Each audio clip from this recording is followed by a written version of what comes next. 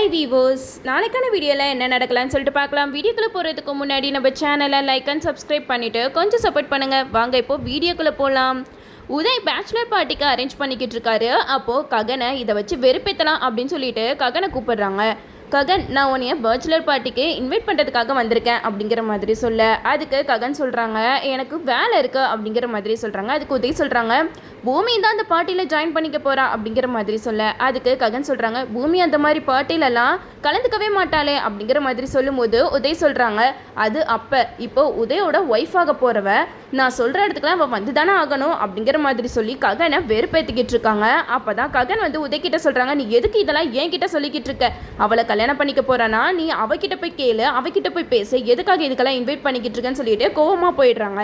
நம்ம உதய் ககனை வெறுப்பேற்றி பார்க்குறதுல ரொம்ப சந்தோஷப்பட்டுட்டு இருக்காரு. இந்த சைடு பூமி கிட்ட சொல்கிறாங்க பூமி நான் வந்து பேச்சுலர் பார்ட்டி அரேஞ்ச் பண்ணியிருக்கேன், நீ கண்டிப்பாக வரணும், ககனையும் தான் நான் இன்வைட் பண்ணியிருக்கேன் அப்படிங்கிற மாதிரி சொல்ல, அதுக்கு பூமி சொல்கிறாங்க எனக்கு அதெல்லாம் பிடிக்கவே பிடிக்காது, நான் வரவே மாட்டேன் அப்படிங்கிற மாதிரி சொல்லிவிட்டு அங்கேருந்து கிளம்பி போயிடுறாங்க.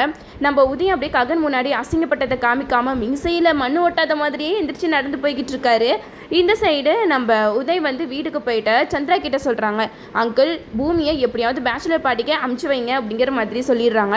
இந்த சைடு அபூர்வா வந்து சந்திரா கிட்ட சொல்கிறாங்க என்ன மாமா உதய் பேச்சுலர் பார்ட்டிக்கு பூமியை கூப்பிட்றான்னா தைரியமாக நீங்கள் அமுச்சு வைங்க, நம்ம சீக்கிரமாகவே பூமிக்கும் உதய்க்கும் கல்யாணம் பண்ணி வச்சிடணும், இப்படியே நம்ம நாள் கடத்திட்டு இருந்தா கண்டிப்பாக பூமி வந்து ககனோட ஓடி போனாலும் ஓடி போயிடுவான் அப்படிங்கிற மாதிரி சொல்லி சந்திரா கிட்ட ஏற்றி விட்டுட்டு இருக்காங்க அபூர்வா. இதை எல்லாத்தையுமே நம்ம பூமி ஒட்டு கேட்டுட்டு இருக்காங்க. அப்போ தான் பூமிக்கு ஒரு விஷயம் மைண்டு கேட்டுதா, அப்போ இது எல்லாத்துக்குமே காரணம் இந்த அபூர்வா தானா, அபூர்வா தான் என்னை சீக்கிரம் கல்யாணம் பண்ணி வைக்கணும்னு சொல்லிட்டு இந்த மாதிரி ஆடிக்கிட்டு இருக்காளா, இருங்க உங்களுக்கு வச்சுக்கிறேன் அப்படின்னு சொல்லிட்டு நம்ம பூமி பேச்சுலர் பார்ட்டிக்கு கிளம்பிட்டு இருக்காங்க. இந்த சைடு நட்சத்திரா ஒரு பக்கம் பேச்சுலர் பார்ட்டிக்கு கிளம்பிக்கிட்டு இருக்காங்க. யார் தடுத்தாலும் சரி அந்த பேச்சுலர் பார்ட்டியில் போய் நான் ரொம்ப ஜாலியாக என்ஜாய் பண்ண போகிறேன், ஏன்னா பூமிக்கு கல்யாணம் ஆக போகுது, ககன் பூமி ரெண்டு பேருமே ஒன்று சேரக்கூடாதுன்னு நான் நினச்சிட்டு இருந்தேன், அது இப்போ நிறைவேறிடுச்சு அப்படிங்கிற மாதிரி நட்சத்திரா ஒரு பக்கம் சந்தோஷத்தில் இருக்க. இந்த சைடு நம்ம பூமி வந்து அந்த பொம்மையை நினச்சி தான் அழுதுகிட்டு இருக்காங்க. செரிக்கிட்ட சொல்லுவாங்க சரி நான் எவ்வளவோ ட்ரை பண்ண அந்த பொம்மையை எடுக்க, ஆனால் ககன் வந்து அந்த பொம்மையை என்கிட்ட கொடுக்கவே இல்லை அப்படின்னு சொல்லிட்டு சரி கையை பிடிச்சி அழுதுகிட்டு இருப்பாங்க. இதை எல்லாத்தையுமே நட்சத்திரா வந்து ஃபோட்டோவாக எடுத்து வச்சுருப்பாங்க. இதை வச்சு நான் எப்படியாவது உன்னோட இமேஜை ககன் கிட்ட டேமேஜ் பண்ண தாண்டி போகிறேன், ககன் மாமா மனசுலேருந்து உன்னைய அடியோட வெறுத்துடணும் அப்படிங்கிற மாதிரி நட்சத்திரா ஒரு பக்கம் பிளான் பண்ணிக்கிட்டு இருக்காங்க. இந்த சைடு நம்ம சரி பூமிக்கு எப்படியாவது அந்த பொம்மையை நம்ம எடுத்து கொடுக்கணும் அப்படின்னு சொல்லிட்டு ககனோட வீட்டுக்கு போகிறாங்க. அங்கே சாரதா வந்து செரியை பார்த்து என்ன செரி திடீர்னு வந்திருக்கு அப்படிங்கிற மாதிரி கேட்க, அதுக்கு செரி சொல்கிறாங்க இல்லை அண்ணா ரூமில் நான் ஒரு பொருளை விட்டுட்டேன் அதை எடுக்க போகிறேன் அப்படின்னு சொல்லிட்டு ககனோட ரூமுக்கு போகிறாங்க. அங்கே போய் பொம்மையை தேடுன்னு தேடுறாங்க. தேடி பார்த்தா கடைசியில் பொம்மை அங்கே தான் இருந்துச்சு. அந்த பொம்மையை எடுத்து நைஸாக இப்படியாவது எஸ்கேப் ஆயிடலாம் அப்படின்னு சொல்லிட்டு செரி பொம்மையை மறைச்சி வச்சுட்டு போகிறாரு. அப்போ ககன் வந்து ஹாலில் உட்காந்து வேலை பார்த்துட்டு இருப்பாங்க. நம்ம செரியை பார்த்து ககன் கேட்பாங்க என்ன செரி திடீர்னு வந்து எதையோ எடுத்துகிட்டு போகிற மாதிரி இருக்கு அப்படிங்கிற மாதிரி கேட்க, அதுக்கு செரி சொல்லுவாங்க இல்லைனா இந்த பொம்மை எனக்கு ரொம்ப பிடிச்சிருக்கு அதனால நான் எடுத்துகிட்டு போட்டுமா அப்படிங்கிற மாதிரி கேட்க, அதுக்கு ககன் சொல்லுவாங்க இந்த பொம்மையை நான் ஏன் இப்படி பொத்தி வச்சுருக்கேன் தெரியுமா செரி, இந்த பொம்மைக்கும் எனக்கும் ஏதோ ஒரு தொடர்பு இருக்குது அப்படின்னு சொல்லிட்டு எமோஷ்னலாக பேச ஆரம்பிக்கிறாரு. ககன் வந்து சின்ன வயசில் அந்த பொம்மையில் வச்சு தான் பூமியை ஒரு குழந்தையாக பார்த்துருப்பாரு. ஆனால் அந்த குழந்தை பூமி தான் அப்படிங்கிற விஷயம் இப்போ வரைக்கும் நம்ம ககனுக்கு தெரியவே தெரியாது. அந்த குழந்தை நம்ம ககனோட கையை பிடிக்கும். அதுலேருந்து நம்ம ககன் வந்து அந்த பொம்மை மேலே ரொம்பவே அட்ராக்டிவாக இருப்பார். அந்த பொம்மை இத்தனை வருஷம் கழித்து தன்னோட கைக்கு கிடச்சிருக்கே அப்படின்னு சொல்லிட்டு ரொம்பவே எமோஷ்னலாக ககன் செரிக்கிட்ட சொல்லிக்கிட்டு இருப்பாங்க. நம்ம செரியும் ககனோட கதையெல்லாம் கேட்டுட்டா அப்போ அண்ணா இந்த பொம்மையை ரொம்பவே பாசமாக பார்த்துட்டு இருக்காரு, அவர்கிட்ட இருந்து இந்த பொம்மையை வாங்கிட்டு போவேணா அப்படின்னு சொல்லிட்டு செரி ககன்கிட்டே அந்த பொம்மையை கொடுப்பாங்க. அப்போ ககன் சொல்லுவாங்க வேணா செரி நீ வந்து இந்த பொம்மையை பக்கத்தில் வச்சுக்கணும்னு நினைக்கிறால பத்திரமா வச்சுக்கோ அப்படிங்கிற மாதிரி சொல்ல, உடனே செரி வந்து வேண்டாண்ணா இந்த பொம்மைக்கு பின்னாடி இப்படி ஒரு பெரிய ஃப்ளாஷ்பேக் இருக்கா, இதை தெரிஞ்சால் கண்டிப்பாக நான் இதை வந்திருக்கவே மாட்டேன், இது உங்ககிட்டே இருக்கட்டும் அப்படின்னு சொல்லிட்டு ககன் கிட்ட கொடுத்துட்டு போயிடுவாங்க. ககனும் அந்த பொம்மையை பார்த்துட்டு ரொம்பவே சந்தோஷப்படுவார். இந்த பொம்மைக்குள்ளே இருந்த அந்த குழந்தை யாரு இப்போ எங்கே இருக்கா அப்படிங்கிற மாதிரி ககன் யோசிச்சுக்கிட்டு இருப்பாங்க. இந்த சைடு ரத்னா வந்து எப்படியாவது அந்த பொம்மையை திருடிடணும் அப்படின்னு சொல்லிட்டு அந்த பொம்மையை திருடிடுவாங்க. அபூர்வா கிட்ட ரொம்ப சந்தோஷமாக ஃபோன் பண்ணி சொல்லுவாங்க மேடம் நான் அந்த பொம்மையை எடுத்துட்டேன், நீங்கள் எங்கே கொண்டு வரணும்னு சொல்லுங்கள், அங்கே கொண்டு வந்து உங்ககிட்ட கொடுத்துட்றேன் அப்படிங்கிற மாதிரி ரத்னா சொல்ல, அப்போ அபூர்வாவும் ஒரு இடத்துக்கு வர சொல்கிறாங்க.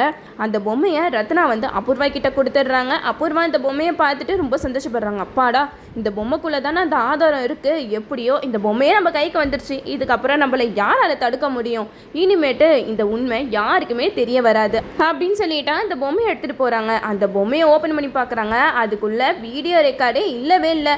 அந்த ஆதாரம் எங்கே போயிருக்கோம் அப்படின்னு சொல்லிட்டு அபூர்வா அந்த பொம்மையில் தேடுறாங்க. அந்த ஆதாரம் நம்ம அபூர்வா கைக்கு கிடைக்கவே இல்லை. என்ன நடந்திருக்குன்னா, நம்ம ககன் வந்து ஆல்ரெடி அந்த பொம்மையை ஓப்பன் பண்ணி பார்த்துருப்பாரு. அதில் ஒரு கேமரா மாதிரி இருக்கும். ஆனால் அந்த கேமராவை ஆன் பண்ணி பார்த்துருக்க மாட்டார். அந்த கேமராவை எடுத்து ரூமில் பத்திரமா வச்சுருப்பாரு. இந்த விஷயம் அந்த ரத்னாக்கு தெரியாது.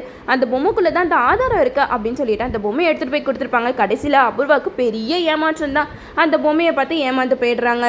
இந்த சைடு நம்ம பூமி வந்து மனசில் நினச்சிட்டு இருக்காங்க, கண்டிப்பாக இதுக்கு மேலே நம்ம சும்மா இருந்தால் அந்த உதய்க்கே நம்மளை கல்யாணம் பண்ணி வச்சுருவாங்க, நம்ம ஏதாவது ஒரு முடிவு பண்ணணும் அப்படின்னு சொல்லிட்டு பூமி அப்படியே பேச்சுலர் பார்ட்டிக்கு போய்கிட்டு இருப்பாங்க. இந்த சைடு நட்சத்திரா பேச்சுலர் பார்ட்டிக்கு போகும்போது மீரா கிட்டே கேட்பாங்க, அத்தை நான் வந்து பார்ட்டிக்கு போகிறேன் அப்படிங்கிற மாதிரி சொல்ல, மீராவும் சரிம்மா போயிட்டோம் அப்படிங்கிற மாதிரி சொல்ல, அதுக்கு சரி சொல்லுவாங்க. கல்யாணம் ஆன பொண்ணுங்களாம் பேச்சுலர் பார்ட்டிக்கெலாம் போகக்கூடாது அப்படிங்கிற மாதிரி சொல்லி தடுப்பாங்க. ஆனால் மீரா வந்து பரவாயில்ல நட்சத்திரா போயிட்டு வரட்டும் அப்படிங்கிற மாதிரி சொல்லி அனுப்பிச்சி வச்சுருவாங்க. இந்த சைடு நம்ம பூமி வந்து பேச்சுலர் பார்ட்டிக்கு வராங்க. அங்கே உதய் வந்து ககன் முன்னாடி பூமி கையை பிடிக்கிறது என்ன, பூமி இங்கே வா அங்கே வா அப்படின்னு சொல்லிட்டு ரொம்ப பூமி பின்னாடியே சுற்றிக்கிட்டு இருப்பாங்க. இதை பார்த்த ககனுக்கு செம்ம கடுப்பாகவும், இதெல்லாம் பார்க்க முடியாமல் நம்ம ககன் வந்து ஓவராக குடிக்க ஆரம்பிச்சிருவாரு. பூமி நீ என்னை ஏமாத்திட்டிப்போ வேற ஒருத்தர் கூட சந்தோஷமாக இருந்து என்னைய வெறுப்பேற்றிட்டு இருக்கியா அப்படின்னு சொல்லியே ககன் வந்து அங்கே ஒரு ட்ரிங்காக எடுத்து குடிச்சிட்டு இருப்பாரு. இதை பார்த்துட்டு உதய்க்கு ரொம்ப சந்தோஷமாக இருக்கும். ஒரு வகையில் ககனை வெறுப்பேற்றுறதுல கூட ஒரு சந்தோஷம் இருக்கே அப்படின்னு சொல்லிட்டு உதய் ரொம்ப ஓவராக பண்ணிக்கிட்டு இருப்பாரு. ஆனால் பூமி வந்து உதய்க்கு பெரிய அப்பா வச்சுட்டாங்க. நம்ம பூமி புரிஞ்சுக்கிறாங்க, இந்த உதய் வந்து நம்ம கூட இப்படி க்ளோஸாக இருக்கிறத பார்க்கும்போது ககனை வெறுப்பேற்றுறதுக்கு தான் எனக்கு தோணுது. என்னோட மாமாவையாடா நீ வெறுப்பேற்றி பார்க்குற, இப்போ இருக்கடா உனக்கு அப்படின்னு சொல்லிட்டு நம்ம பூமியும் எதையும் வெளியில் காட்டிக்காமல் உதய் கையை பிடிச்சி டான்ஸ் ஆடுற மாதிரி பண்ணிக்கிட்டு இருக்காங்க. அப்போது நம்ம ககன் அதை பார்த்துட்டு ரொம்ப வெறியில் ட்ரிங்கை பயங்கரமாக எடுத்து குடிச்சிடுறாரு. உடனே பூமி வந்து ககன் கிட்ட சொல்கிறாங்க, இப்போ எதுக்காக இப்படி ட்ரிங்கை குடிச்சிட்டு இருக்கீங்க, நீங்கள் ரொம்ப ஓவராக குடிக்கிறீங்க அப்படிங்கிற மாதிரி பூமி ககனை செம்மையாக சவுண்டு விடுறாங்க. அப்போ ககன் சொல்கிறாங்க, யாருனாலடி நான் இப்படியான, எல்லாமே நீ தான் காரணம், என்னைய கல்யாணம் பண்ணிக்கிறேன் ஏமாற்றி என்னைய இந்த நிலைமைக்கு கொண்டு வந்து விட்டுட்டல்ல அப்படிங்கிற மாதிரி சொல்ல, உடனே பூமி சொல்கிறாங்க, இங்கே பாருங்க ககன், எப்போவுமே பூமி உங்களுக்கு தான் அப்படிங்கிற மாதிரி சொல்ல, இதை கேட்ட உதய்க்கு அப்படியே வாய் அடிச்சு போயிட்டாரு தான் சொல்லலாம். உதய் கொஞ்சம் கூட இதை எதிர்பார்த்திருக்கவே மாட்டாரு. ஏன்னா நம்ம பூமி அன்னைக்கே அபூர்வா தலையில் அடித்து சத்தியம் பண்ணாங்க, நான் ககனெல்லாம் விரும்பவே இல்லை, அன்னைக்கே ககனை மறந்துட்டேன் அப்படின்னு சொல்லிட்டு அந்த பேச்சை கேட்டு தான் உதய் வந்து பூமி பின்னாடி சுற்றிட்டு இருப்பாங்க. ஆனால் இப்போது பூமி வந்து ரொம்ப எமோஷ்னலாக ககனை பார்த்து பேசுகிறத பார்த்து உதய் வந்து முடிவு பண்ணுறாரு. அப்போது பூமி இன்னும் ககனை தான் நினச்சிக்கிட்டு இருக்காளா அப்படிங்கிற மாதிரி சொல்லி உதய் பயங்கரமாக டென்ஷன் ஆகுறாங்க. நம்ம பூமி உதய் பார்க்கணும் அப்படின்னு சொல்லிட்டு தான் ககன் கிட்ட ரொம்பவே எமோஷ்னலாக அவங்க மனசில் இருக்கிற விஷயம் எல்லாத்தையுமே சொல்லிக்கிட்டு இருக்காங்க. எப்பயுமே என் மனசில் உங்களை தவிர வேறு யாருமே வர முடியாது ககன் மாமா அப்படிங்கிற மாதிரி சொல்லும்போது உதய் அழுவாத குறையா அந்த விஷயத்தெல்லாம் கேட்டுட்ருக்காங்க. அங்கே இருக்கிற சேரெல்லாம் தள்ளி விட்டு உடச்சிட்டு இருக்காங்க. ஆனால் பூமி அதை கூட கண்டுக்காமல் ககனோட கையை பிடிச்சி பேசிக்கிட்டு இருக்காங்க. உங்களை என்னால் இப்படி பார்க்க முடியல மாமா, நீங்கள் என்ன தான் வெளியில் என்னை வெறுத்து ஒதுக்குனாலும் உங்கள் மனசில் நான் தான் இருக்கேன் அப்படிங்கிற மாதிரி பூமி வந்து ககன் கிட்ட ரொம்ப எமோஷ்னலாக பேசிக்கிட்டு இருக்காங்க. பின்னாடி பேக்ரவுண்ட் மியூசிக், பூமி வந்து ரொம்ப எமோஷ்னலாக பேசுகிறது, இதெல்லாம் பார்க்கும்போது எபிசோட் வேறு லெவலில் இருந்துச்சு. உதய் பாவம் இதுக்கப்புறமும் பூமியை கல்யாணம் பண்ணிக்கணும்னு அவன் நினைப்பான். நம்மளும் வெயிட் பண்ணி பார்ப்போம். ஓகே வீவர்ஸ், இந்த வீடியோ உங்களுக்கு பிடிச்சிருந்தா லைக் பண்ணுங்கள், மறக்காம நம்ம சேனலை சப்ஸ்கிரைப் பண்ணிடுங்க.